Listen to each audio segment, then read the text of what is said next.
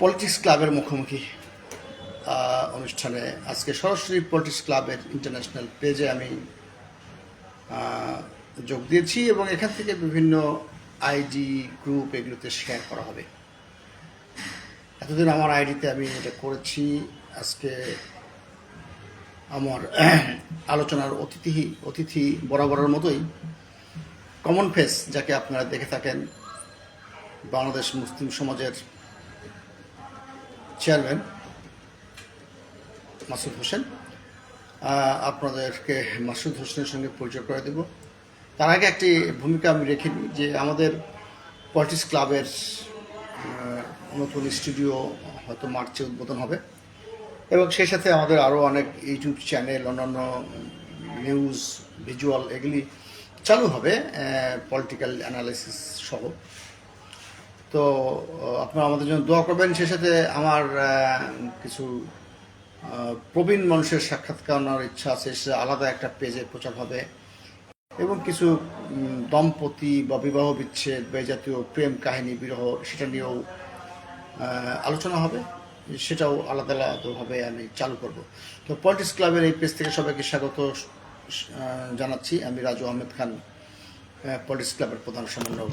আমরা আজকে আমাদের অতিথির সঙ্গে পরিচয় করে দেবো। অতিথি মাসুদ হোসেন, বাংলাদেশ মুসলিম সমাজ। মাসুদ ভাই, আপনি কেমন আছেন? আউযু বিল্লাহি মিনাশ শাইতানির রাজিম। বিসমিল্লাহির রহমানির রহিম। নাহমাদু ওয়া নুসাল্লি আলা রাসূলিল কারীম, আম্মা বা'দ। সম্মানিত দর্শক শ্রোতাবৃন্দ ও আজকের সঞ্চালক রাজু আহমেদ খান সহ যারা দেখছেন সবার প্রতি আমার জন্য দোয়া করতে বলবেন দেশবাসীকে। আমি একটু অসুস্থ আছি। আসসালামু আলাইকুম ওয়া রাহমাতুল্লাহ। সর্বপ্রথমেই আমি সম্মানিত দর্শক শ্রোতাদেরকে জানাবো যে আমাদের যে সঞ্চালক পলিটিক্স ক্লাবের সমন্বয়কারী রাজু ভাই, উনি কিছুটা অসুস্থ অবস্থায় আজকের এই লাইভ উনি সঞ্চালনা করছেন। আপনারা সবাই তার জন্য মহান আল্লাহ পাক রব্বুল আলামিনের কাছে দোয়া করবেন। আমিও দোয়া করি আল্লাহ রাজু ভাইকে দ্রুত সুস্থতা দান করুন এবং প্রতিনিয়ত যেন আপডেট নিউজগুলো আপনারা সবাই পান, এই কামনা করি। আজকে আলোচনা হবে, নানান বিষয় হবে। একটি খবর আমার চোখে পড়েছে, সেটা হচ্ছে যে আসিফ নজরুল হিউম্যান রাইটস ওয়াচকে একটা HRW-কে একটা সাক্ষাৎকার দিয়েছিল, একটা প্রতিবেদন জমা দিয়েছে। বলেছে যে এই গুম খুন হয়েছিল সরাসরি হাসিনার নির্দেশে। এটা মনে হয় এটা এক ধরনের নতুন চমক, যদিও এটা সবাই জানে এবং সবার মুখে মুখে এটা আছে। আসিফ নজরুলের সম্পর্কে কিছুটা কনফিউশন তৈরি হয়েছিল, অনেকেই ধারণা করছিল তারা আওয়ামী লীগের পারপাস সার্ভ করছে কিনা। কিন্তু আজকের এই বক্তব্য, হিউম্যান রাইটস ওয়াচের কাছে দেওয়া বক্তব্য অনুযায়ী আসিফ নজরুল সম্পর্কে ধারণা পাল্টে গেছে এবং তাকে তার সুস্পষ্ট বক্তব্যকে অনেক ধন্যবাদ জানাই। আপনি কি বলবেন? আসলে বাস্তবতা বলতে আসিফ নজরুল যথার্থই বলেছেন যে গুম খুনের মূল নির্দেশদাতা হলো শেখ হাসিনা নিজে। এখন প্রশ্ন হলো, এই আসিফ নজরুলের এই বক্তব্যে বিষয়ে যেহেতু এটা সরকারের বক্তব্য, আমাদের বোঝার বিষয় আছে। এর আগে আপনি জানেন যে আন্তর্জাতিক মানবাধিকার সংস্থা যেটা হিউম্যান রাইটস ওয়াচ, ওনাদের অনুসন্ধানী কিছু তথ্য ওনারা সংগ্রহ করে। যে সংগ্রহে গত 2 দিন আগে বাংলাদেশের স্বনামধন্য পত্রিকা মানব জমিন থেকে শুরু করে নয়া দিগন্ত অনেকগুলো পত্রিকায় নিউজ হয় যে আমান আজমিকে হত্যার পরামর্শ দিয়েছিলেন শেখ হাসিনা, যিনি আয়নাগরে ছিলেন। জামাতের সাবেক আমির অধ্যাপক গোলাম আজম সাহেবের ছেলে সাবেক ব্রিগেডিয়ার জেনারেল আমান আজমি, ওনাকেও হত্যার পরামর্শ দিয়েছিলেন শেখ হাসিনা। এই তথ্যটা উদ্ঘাটন করে হিউম্যান রাইটস ওয়াচ। তো যার পরিপ্রেক্ষিতে এই যাবৎকালে যা তথ্য পাওয়া যাচ্ছে, এই গুম খুমের বিষয়ে। তো যারা এই গুম থেকে বেরিয়ে এসেছে বা যারা এই বিষয় নিয়ে কাজ করেছে, যে সকল অনুসন্ধানী সাংবাদিক, তারাও আসলে বলেছে যে এটা রাষ্ট্রের সর্বোচ্চ পর্যায় থেকে নির্দেশেই এই কাজটি হয়েছে।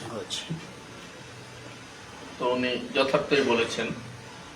যেহেতু সরকারের ব্যাপার, এখন আমি মনে করি যে যেহেতু আসিফ নজরুল সরকারের একজন প্রভাবশালী উপদেষ্টা এবং আইন উপদেষ্টা, দ্রুত শেখ হাসিনাকে কিভাবে দেশে এনে তাকে বিচারের কাঠগড়ায় দাঁড় করানো যায় এই ব্যবস্থা করবেন। আচ্ছা, তো ঠিক আছে। শোনা যাচ্ছে কয়েকজন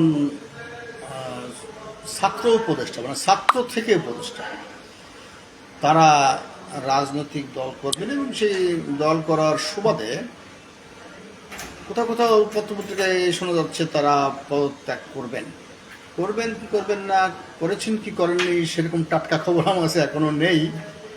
তো এই রাজনৈতিক দল করবার প্রেক্ষিতে তারেক জিয়ার একটি বক্তব্যের কারণে বলেছিলেন যে ভূতের মুখে রাম নাম নেট দুনিয়ায় ব্যাপক সাড়া জাগিয়েছে এবং বিএনপির পক্ষ থেকে এক ধরনের হতাশ মনোভাব তৈরি হয়েছে যে মুসলিম সমাজের চেয়ারম্যান মাসুদ হোসেন কি বলেন। যদিও আপনি যুক্তি খাড়া করেছিলেন যে ক্ষমতায় থেকে রাজনৈতিক দল করবার এই প্র্যাকটিস প্রথম শুরু তো বিএনপিই করে, তো তারপরে আপনার কাছে কি কোনো প্রশ্ন করেছিল কেউ এই বিষয়ে যে আপনি এটা কি বললেন ভূতের মুখে রাম নাম? আমি তো আসলে যে বিষয়টি বলেছি যথার্থই বলেছি। আসলে বিএনপি তো আয়নায় তাদের চেহারা কখনো দেখে না। আয়নায় নিজেদের চেহারা দেখলে তাহলে উপলব্ধি হয় যে আমি আরেকজনের বা অন্যদের বিরুদ্ধে যে বলতে যাই আমি নিজে কতটুকু স্বচ্ছ। মানে বিএনপি আয়নায় তার মুখ দেখেনি। দর্শক মণ্ডলী, আপনারা এই শিরোনাম দেখতে পাচ্ছেন, যদিও শুরুতেই আমরা এটা সংযুক্ত করিনি। এখন আপনারা দেখতে পাচ্ছেন যে বিএনপি আয়নায় তার মুখ দেখেনি, যে তার আসল স্বরূপটা কি না। তারপরে বলেন।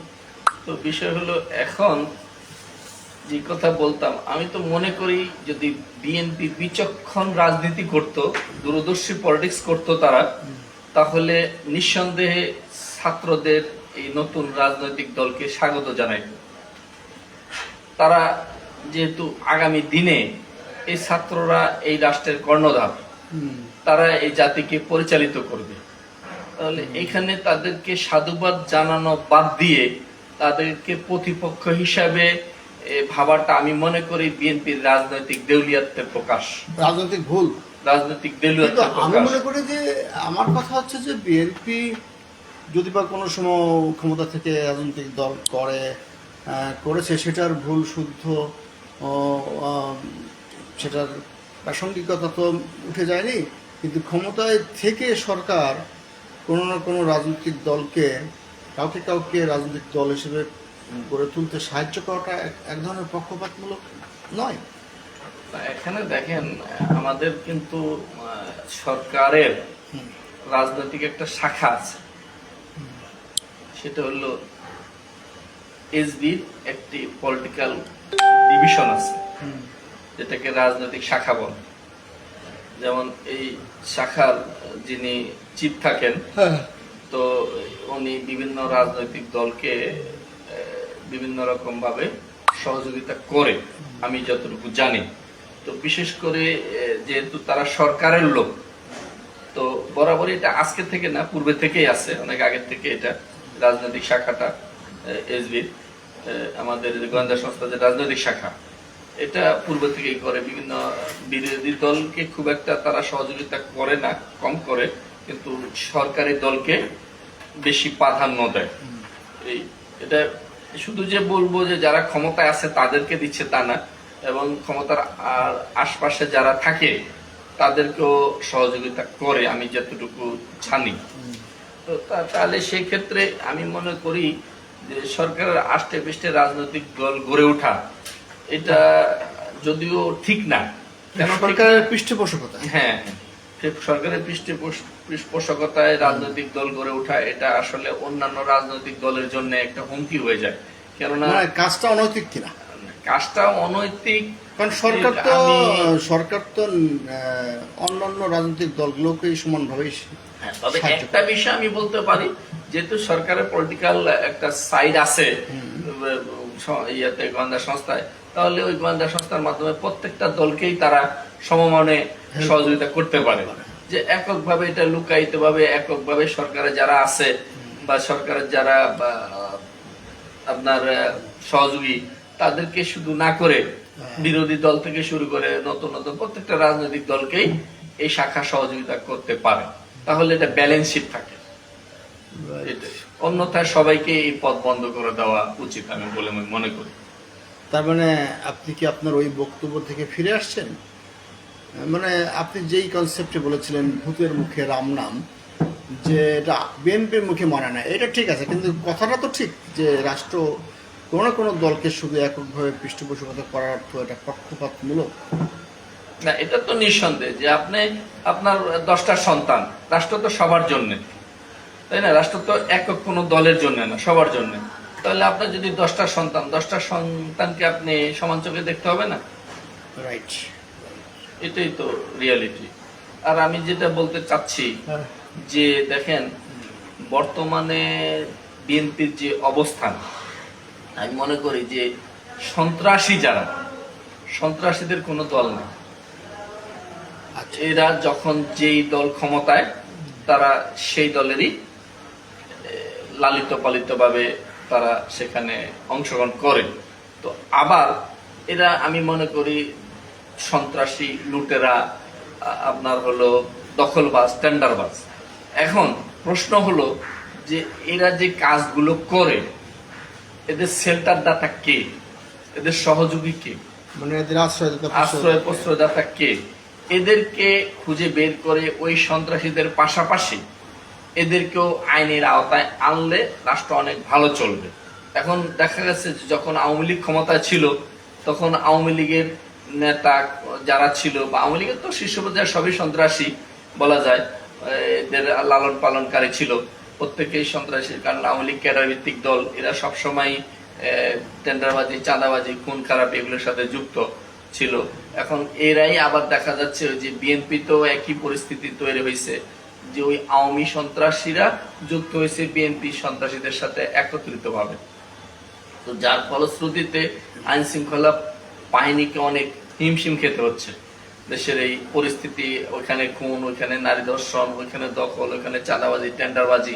তা আমি মনে করি এই যে এই সন্ত্রাসী, দখলদার, টেন্ডারবাজ, চাঁদাবাজ, এদেরকে দ্রুত বিচারের আওতায় আনা দরকার। আর সেই সাথে আওয়ামী লীগ, বিএনপি না, যেই দলই হোক, যেই দলের নেতারাই এদেরকে প্রশ্রয় দিচ্ছে বা সহযোগিতা করতেছে, তা এদেরকে, ওই নেতাদেরকেও দ্রুত বিচার আওতায় আনাটা প্রয়োজন। এটা হলে দেশ দ্রুতই কন্ট্রোলে চলে আসে বলে আমি মনে করি। অফিসে আছি, আসেন, বাইরে হবো। হ্যাঁ, তুমি কোথায়? অফিসে আছি। অফিসে আছো? তো এটা হলো বড় বিষয়। আজকে দেখেন যে দেশের প্রতিটি সেক্টরে একটা বিপর্যয় পরিস্থিতি, বিশেষ করে আইন শৃঙ্খলা প্রচুর অবনতি। তার এই আইন শৃঙ্খলা অবনতির পিছনে দায়ী কে? এই বড় দলগুলোরই তো সন্ত্রাস, চাঁদাবাজ, টেন্ডারবাজ, লুটপাটকারী, দখলদার যারা, এরাই তো। তো এরা তো আসলে এই শক্তিটা পাইছে কোথায় থেকে? শক্তিটা তো নিশ্চয়ই এদেরকে কেউ না কেউ সিনিয়র লেভেল নিয়ে তারা এদেরকে আশ্রয় প্রশ্রয় দিচ্ছে। তাহলে ওদেরকেও গ্রেপ্তার করা দরকার, আইনের আওতায় আনা দরকার। সেই সাথে এদের যারা আশ্রয় প্রশ্রয়দাতা, এদেরকেও আইনের আওতায় আনলে দ্রুতই দেশ কন্ট্রোলে চলে আসবে বলে আমি মনে করি। একটা বিষয় আমার নজরে এসেছে, আমি এটা নিয়ে বারবার বলছি, গবেষণা করছি, সেটা হচ্ছে কেউ না কেউ বলছে যে যারা আওয়ামী লীগ করতেন তাদের বিরুদ্ধে ফৌজদারি এরকম অভিযোগ নাই, কিন্তু তারা আওয়ামী লীগের অন্যায়ের বিরুদ্ধে সোচ্চার ছিল না, যে কোনো কারণেই হোক। তাদেরকে ভুল স্বীকার না করা পর্যন্ত নির্বাচনে অংশ নেওয়া দেওয়া যাবে না। তো ভুল স্বীকার হয়তো নির্বাচনে অংশ নেওয়ার জন্য কেউ কেউ করতেও পারে ভুল স্বীকার, কিন্তু আবার কেউ কেউ বলছেন, মাহফুজের মতো উপদেষ্টাই বলছেন যে না, আওয়ামী লীগকে নির্বাচনে আসতেই দেওয়া যাবে না। তো মিশ্র প্রতিক্রিয়া সৃষ্টি হয়েছে মানুষের মধ্যে। আসলে কোনটা, আওয়ামী লীগকে নির্বাচনে আসতেই দেওয়া যাবে না, নাকি আওয়ামী লীগের অপরাধ হিসেবে গণ্য করে কেউ কেউ বলছে যে বিচার না হওয়া পর্যন্ত আওয়ামী লীগকে মাঠে দাঁড় দেবে না, কেউ কেউ বলছে যে আওয়ামী লীগের যারা ফৌজদারি অভিযোগে অভিযুক্ত তাদের বিচার করা হোক, কিন্তু আওয়ামী লীগ তো একটা দল, আওয়ামী লীগের কি, আওয়ামী লীগকেও অনেকে অভিযুক্ত করে পুরো আওয়ামী লীগকেই নিষিদ্ধ করার পক্ষে, এরকম নানান প্রতিক্রিয়া, মিশ্র প্রতিক্রিয়া লক্ষ্য করা যাচ্ছে। তো সেক্ষেত্রে আপনাদের মুসলিম সমাজের পক্ষ থেকে আপনাদের স্ট্যান্ড কি? দেখেন, 5ই আগস্টের যে স্পিরিট, সেই স্পিরিটটা তো আর নির্বাচনের জন্য হয়নি। 5 আগস্টের যে অভ্যুত্থান, সেই অভ্যুত্থানটা তো হয়েছিল রাষ্ট্র মেরামতের জন্য, রাষ্ট্র সংস্কারের জন্য। অর্থাৎ হলো এই 5ই আগস্টে বলা হয়েছে নতুন সূর্যোদয়, নতুন স্বাধীনতা। তো নতুন সূর্যোদয়, নতুন স্বাধীনতা তো নির্বাচনের জন্য হয়নি। নতুন সূর্যোদয়, নতুন স্বাধীনতা হয়েছে দীর্ঘ 54 বছর ধরে রাষ্ট্র যে ঘুণে ধরেছে, এই গুণগুলো পরিষ্কার করে রাষ্ট্রকে একটি সঠিক জায়গায় পৌঁছানো, অর্থাৎ রাষ্ট্র মেরামত করে এই দেশের সকল নাগরিককে স্বাধীনতার যে প্রকৃত সুফল, সেই সুফল কিভাবে পেতে পারে সেই ব্যবস্থা করার জন্য। তো এখন একদল দাবি করতেছে যে দ্রুত নির্বাচন দাও। তো এখন দ্রুত যদি নির্বাচনের প্রশ্ন আসে, তখন বলতেছে যে আওয়ামী লীগ কি নির্বাচন করতে পারবে কিনা। তাহলে দেখেন, এই সুরটা তো কারা শুরু করলো? এই সুরটা তো শুরু করলো যে বিএনপি, তারা দ্রুত নির্বাচন দিতে চাচ্ছে। তো এখন বিএনপি যদি নির্বাচন দ্রুত চায়, তাহলে প্রশ্ন এসে যে আওয়ামী লীগ কি নির্বাচন করতে পারবে কিনা। কারণ আওয়ামী লীগ তো হলো টেরোরিস্ট সংগঠন হিসেবে সারা দেশের জনগণের কাছে এটা প্রতীয়মান হয়েছে। তারা যে ক্ষমতায় থাকাকালীন অন্যায় অত্যাচার করেছে মানুষের উপরে, গুম করেছে, খুন করেছে, হত্যা করেছে। সর্বশেষ আগে ছিল এই প্রতিপক্ষ রাজনৈতিক দলগুলো, এবং পরবর্তীতে এই গুম খুনের শিকার হয়েছে ছাত্র জনতা। এখন এই যে 5ই আগস্টের পূর্বে জুলাই এবং আগস্ট 2 মাসে যে ম্যাচাকার গুলো হলো, এই যে শত শত হাজার হাজার ছাত্র জনতা আত্মত্যাগ করলো, এবং অনেকে এখনো হসপিটালে কাতরাচ্ছে। তো কেউ এর ভিতরে অনেকে মারা গেছে, বা অনেকে হাসপাতালে কাটতাচ্ছে কি আদৌ এখনো কাটতাচ্ছে, নাকি তাদের চিকিৎসা হচ্ছে নাকি হচ্ছে না? না, চিকিৎসা হচ্ছে। অনেক সময় কিছু কিছু ক্ষেত্রে অনেকের কেউ চোখ হারিয়েছেন, কেউ পা হচ্ছে, কারণ অনেক তো এখন আসলে যেহেতু অনেকের ভিতরে চিহ্নিত করা 2-4টা একটু সমস্যা। এখানে একটা কথা আছে, যে পা হারিয়েছেন যিনি, তার তো পা চলেই গেছেন, কিন্তু তার তো ক্ষত শুকিয়ে গেছে। কয় মাস হলো? মাস হলো, ধরেন আগস্ট থেকে আগস্ট 6 মাস, 4 মাস, 5 মাস। 5 মাসে তো যার চোখ হারাবার সে তো হারিয়ে ফেলেছে, যার পা হারাবার সে হারিয়ে ফেলেছে, তো ক্ষত শুকিয়ে গেছে। চিকিৎসা, প্রকৃত চিকিৎসা হয়তো অনেকে ঠিকঠাক মতো সময় মতো পায়নি, হয়তো তাকে আর একটু বিদেশে পাঠালে চোখ রক্ষা করা যেত, কিংবা পা রক্ষা করা যেত। কিন্তু এখন আহাজারি করছে, কাতরাচ্ছে বলতে কি, আহাজারি করছে। তার পা হারানোর, চোখ হারানোর, সংসারের একটা মানে উপার্জন করবে ভবিষ্যতে, অবলম্বন এমন সন্তান, এবং আহাজারি করছে যে সন্তানের মা, যে সন্তান মারা গেছে বা যে সন্তান গুরুতর আহত হয়েছে। সেই সুবাদে আপনি ঠিকই বলেছেন। আজকে আমার শরীরটা বেশ ভালো নেই, আমি তাড়াতাড়ি এখনই শেষ করে দেব। তো একটা বিষয় আপনাদেরকে আপনার মাধ্যমে জানিয়ে রাখি যে আমি আজকে বৃহস্পতিবার রাত 10টায় জাগো FM, ভূত FM-এ আর কি, আমার 3-4টা গল্প, বাস্তব জীবনের কিছু গল্প আমি তুলে ধরেছি। জাগো FM রেডিও।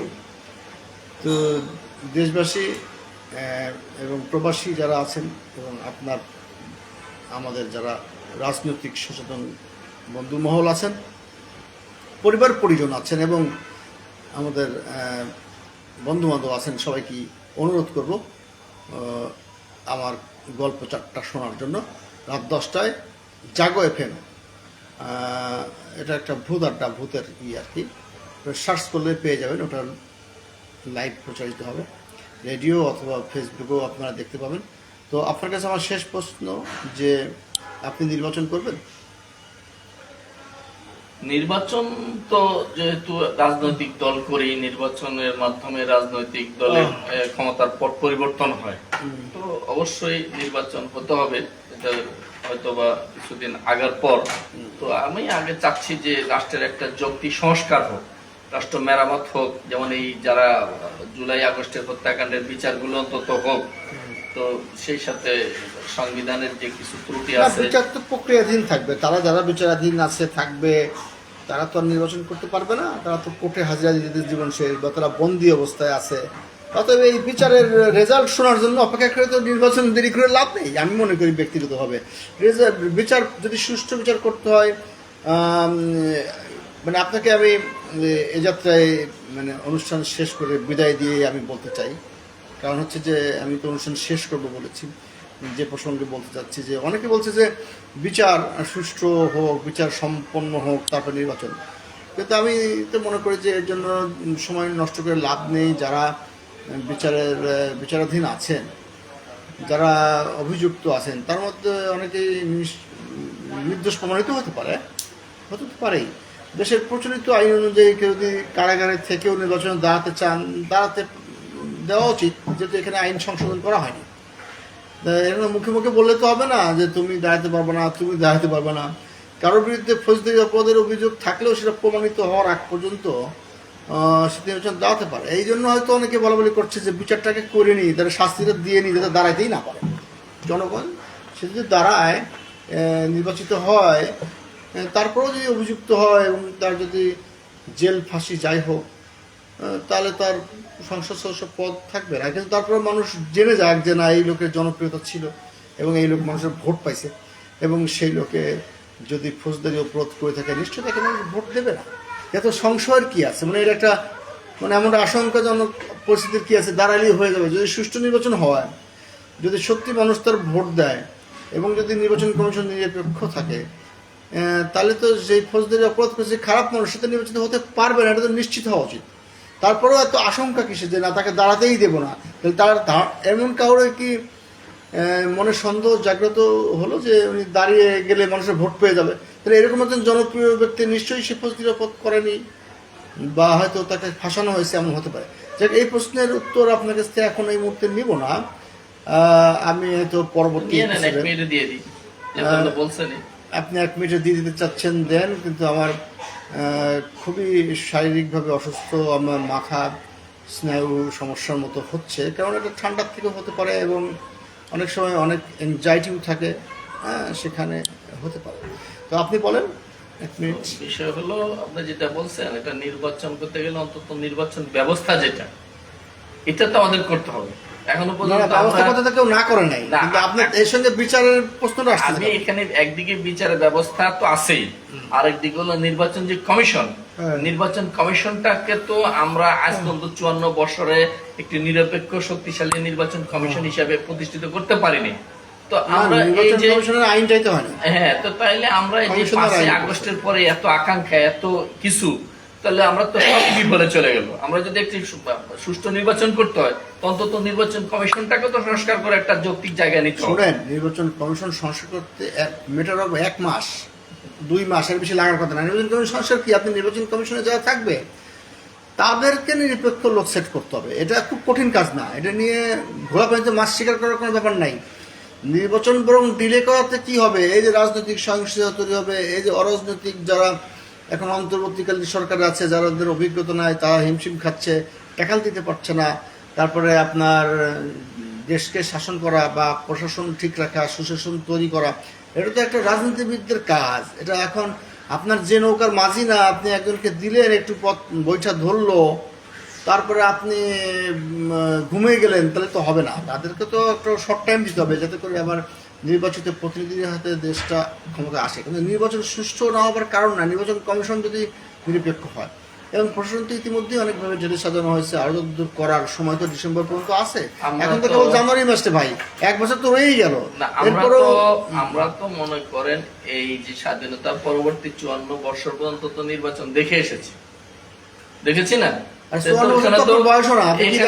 এখানে যদি মনে করেন এই নির্বাচন জাতি তো দেখছে, জাতি দেখছে না 54 বছর ধরে যে নির্বাচনগুলো হয়েছে এবং এই নির্বাচনে যারা ক্ষমতা এসেছে, আজকে যদি রাজনৈতিক ব্যক্তিত্বরা যদি সঠিকভাবে দেশ পরিচালনা করতে পারত, তাহলে তো আর এই অন্তর্বর্তীকালীন সরকারকে ক্ষমতায় দেওয়া প্রয়োজন ছিল না। ঠিক আছে, তাহলে বুঝতে হবে এখানে ব্যর্থতা কার, ব্যর্থতা দায়ভার সমস্ত রাজনৈতিক যারা করে তাদেরই। তো তাইলে আপনি এখন নির্বাচন দিয়ে আবার এই যারা এই রাজনৈতিক দলের একটা যৌক্তিক জায়গায় না এসে আবার এই দুর্নীতিবাজ লুটেরাদের কাছে ক্ষমতা তুলে দেবেন, তাহলে এই জন্য কি এই ছাত্ররা আত্মত্যাগ করেছে? না, আমি সেটাই বলছি যে আপনার এই যে সংস্কারের কথা বলছেন, নির্বাচন কমিশন সংস্কার, নির্বাচন পদ্ধতি সংস্কারের যেই প্রস্তাবনা গিয়েছে, তার মধ্যে অনেক আপত্তি ওজরাপত্তিও আছে। অনেকে বলে যে 5000 সদস্যের ব্যাপার রয়ে গেছে, এগুলো তো কারেকশন করতেই হবে, এগুলো কারেকশন ছাড়া তো নির্বাচন করা যাবে না। সেই সাথে নির্বাচন কমিশন সংস্কারের ব্যাপারটাও এই আগামী 1 বছর, ডিসেম্বরে যদি নির্বাচন হয় 1 বছর যথেষ্ট সময় পাওয়া যাবে আশা করি। যথেষ্ট সময়। আপনার অন্যান্য যে বিষয়গুলো আছে, আপনি কি 1 বছর থেকে বেশি সময় চান? আইন সংস্কারের প্রয়োজন আছে, আপনি 1 বছর থেকে আর বেশি সময় চান? অবশ্যই বেশি সময় দিতে হবে। 1 বছর তো কিছু না, 1 বছরের মধ্যেই তো আইন সংস্কার সম্ভব করা না, কিছুতেই সম্ভব না। আপনি দেখেন এই যে বিচার কার্যগুলো, আপনার মতে আপনি যদি এটা সম্ভব হতো, যদি এদেশে কোরআনের শাসন থাকতো, তাহলে নগদ বিচার হয়ে যেত। এখন আপনি ব্রিটিশ আইনে দেশ পরিচালনা করে যদি মনে করেন যেখানে হাজার হাজার মামলার জট লেগে থাকে, আপনার কাছে মনে হয় আদালতে কতদিন লাগতে পারে এই সংস্কার? মিনিমাম 2 থেকে 3 বছর সময় দিতে হবে। 5 বছর? না, 2 থেকে 3 বছর। এটা একদমই কোনো দল বা কেউ চায় না। যেমন জোনায়েদ সাকি বলেছেন আমরা নির্বাচনও চাই, সংস্কারও চাই, সেই কথা সুর ধরে বিএনপিও দেখলাম পরের দিন বললো, আপনি তো দেখলেন, বলছে যে আমরাও চাই নির্বাচন এবং সংস্কার। সংস্কার কতদিন হবে সেটাও দেখার বিষয়, কিন্তু 2-3 বছর হয়তো অনেকে মেনে নিবে না। যাক, দেখার বিষয় আসলে এটা ডিসেম্বরে, অথবা ডক্টর ইউনূস নিজেই বলেছেন যদি মেনে নেওয়ার কি আছে। ধরেন এখন যদি শেখ হাসিনা ক্ষমতা ধরে নেন, আমি শেষ করবো, আমি আর এখানে 5ই জানুয়ারি 5ই আগস্ট ছাত্র জনতার বিপ্লব হয় নাই, ধরে নেন আপনি যে শেখ হাসিনা রাষ্ট্র ক্ষমতায়, তাহলে কি 2029 সনের আগে নির্বাচন চিন্তা করতে পারতো? আপনার এই প্রশ্ন দেশ জাতির কাছে রইল। আমি আলোচনা শেষ করছি এখানে, এবং আমার মনে হয় ডক্টর ইউনূস নিজেও বলেছেন যে স্বল্প পরিসরের সংস্কার হয়েছে, যদি আরো কিছু সময় লাগে তাহলে হয়তো জুন, আরো 6 মাস লাগতে পারে, সেটা হচ্ছে 26শে জুন পর্যন্ত। এর বাইরে যাওয়ার কোনো সুযোগ নাই, সব পক্ষই সেখানে একমত। আপনি যতই মুসলিম সমাজ বলেন না, 3-4 বছর হয়তো এটা দেওয়া পাওয়া যাবে না, আমার যা ব্যক্তিগত ধারণা।